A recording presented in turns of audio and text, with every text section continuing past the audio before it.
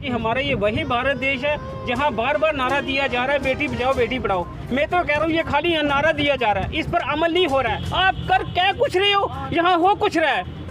मैं एलजी साहब से भी मिल चुका हूँ, 2021 अक्टूबर में एलजी साहब से मिला था। उन्होंने उस वक्त कहा था कि मैं आपकी बेटी के लिए मेडिसिन मंगवाऊंगा, लेकिन मेरी बेटी के लिए मेडिसिन नहीं आई। दूसरी बेटी के लिए मैंने ग्रीवेंस डाली। बेटी बचाओ बेटी पढ़ाओ की जो श्रीमती रेखा महाजन जी, वो पर्सनली मेरे घर आए थे, मेरी बड़ी बेटी को उन्होंने देखा था, लेकिन उस वक्त उन्होंने कहा था कि हम आपकी पूरी मदद करेंगे।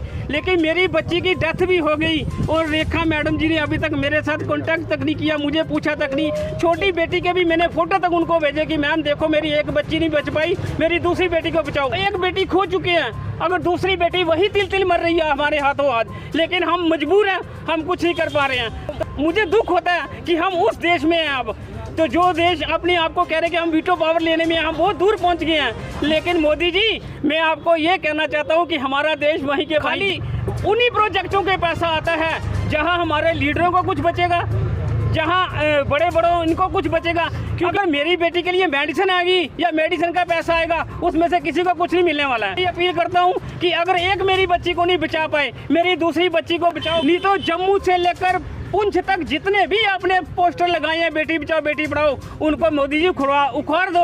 उनको लगाने का कोई मकसद नहीं है। अगर बेटी बचाने में आप मदद नहीं कर पा रहे हो तो ये पोस्टर भी लगाना ये हमारी सरकार के लिए बिल्कुल गलत है। मैं डिस्ट्रिक्ट पुंछ से हूँ, इंसानियत जिंदाबाद ट्रस्ट के चेयरपर्सन नीतू शर्मा। इससे पहले भी हमने पुंछ में बहुत प्रेस कॉन्फ्रेंस की है, लेकिन अभी तक उनका हमें कोई एडमिनिस्ट्रेशन से, एलजी मनोज सिन्हा के एडमिनिस्ट्रेशन से कोई हमें किसी पार्टी की तरफ से जो हेल्प नहीं आई है। हमारी सिर्फ प्रधानमंत्री जी से एक ही डिमांड है कि जो इस बच्ची को रेयर डिजीज़ हुई है, इसकी मेडिसिन जो इंडिया में बैन है, कम से कम आप इस बच्ची के लिए वो दवाई मंगाएं। अगर इंडिया में वो दवाई बैन है तो कम से कम इसको इस बच्ची को अमेरिका की किसी संस्था के हवाले किया जाए, ताकि वो बच्ची की वहाँ पे फुल ट्रीटमेंट हो। कम से कम इनके पास ये बच्ची तो बच सके। इनकी बच्ची को CLN2 टाइप की एक डिजीज़ है जो काफ़ी रेयर है इंडिया में। ये जैसे फीड्स होता है ना, ऐसे फीड्स की तरह ये दौरा आता है, लेकिन ये इसको डायग्नोज करना बड़ा मुश्किल है, क्योंकि इनकी पहली बच्ची को ये प्रॉब्लम थी, वो भी काफ़ी देर बाद डायग्नोज होती है। और 7 साल की वो बच्ची 5 महीने पहले इनसे हाथ धो बैठे हैं अपनी बच्ची से। इन्होंने हर जगह गुहार लगाई है, बेटी बचाओ बेटी पढ़ाओ का जो स्लोगन है, आज उसको ना फील्ड में लाने का वक्त आ गया। अब सिर्फ नारों में नहीं रखना है हमने इसको, बेटी बचेगी तो बेटी पढ़ेगी ना।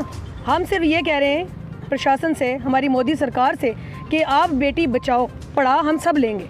हमें इस बच्ची के लिए दवाई चाहिए। अगर आप दवाई इंडिया में नहीं मंगा सकते तो कम से कम इस बच्ची को जो है बाहर की किसी संस्था के हवाले किया। कम से कम 21 लाख की जो है इस बच्ची की एक डोज आ रही है, और पूरा जो इसका कंप्लीट ट्रीटमेंट होगा वो लगभग 8-9 करोड़ रुपीज़ के बराबर आ रहा है।